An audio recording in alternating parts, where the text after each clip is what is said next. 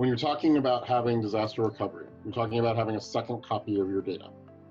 And many products out there, including those from Dell EMC and from others, have a mechanism to lock and make data not modifiable, right? You can store to the cloud, and you can set timers, and you can basically lock the stuff down so that people can't do it. People joke about the 2 nuclear key option to be able to change data.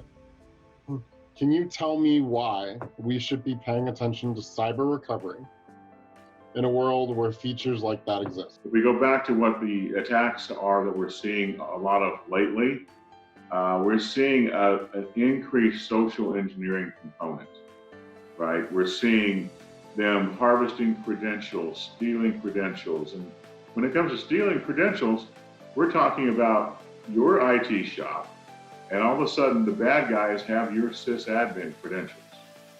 And they not only have it for one of your sysadmins, they have it for all of your admins.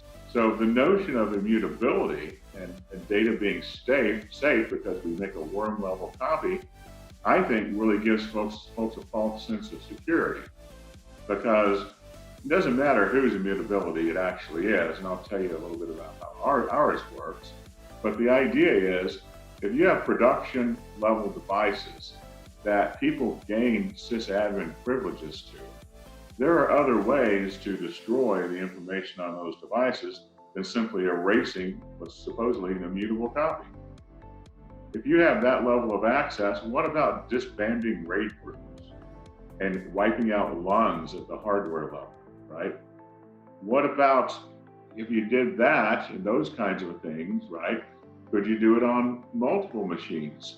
And the answer is yes, you could. So immutability it protects us against somebody issuing an erase command, a delete command, I'm going to change the data command, those kinds of things. But it doesn't protect against all things. Now, from our perspective, what we want to do and what we do is we put that immutable copy on the other side of a air gap, to where it's offline 99% of the time anyway, so you can't get there. So that in itself is another security control, right? And the fact that it's offline most of the time, it'd be really difficult for the bad guys to find it. If they did find it for some reason, right? They really, again, they can't delete it, erase it, destroy it, that kind of thing, because we do add immutability. We also add the notion of you have to have 2 credentialed individuals at the same time to access our data, right? And that really is an extra level of protection against it. What we also see, Michael, is that there's this notion nowadays of what's called an NTP exploit. So if you can imagine, here's how it works. We take the data, your key data, and we put it in a location that is, it could be in a DR center, it could be in the cloud, it could be somewhere like that. But it's not vault protected, it's not air gap protected, it's accessible, right?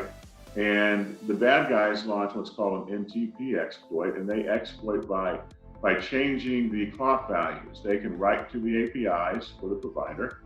They can change the clock value and tell basically your instances and your, if you will, and your data that it is next week rather than today, in which case your locks may expire on your data and the data can be erased or deleted or corrupted.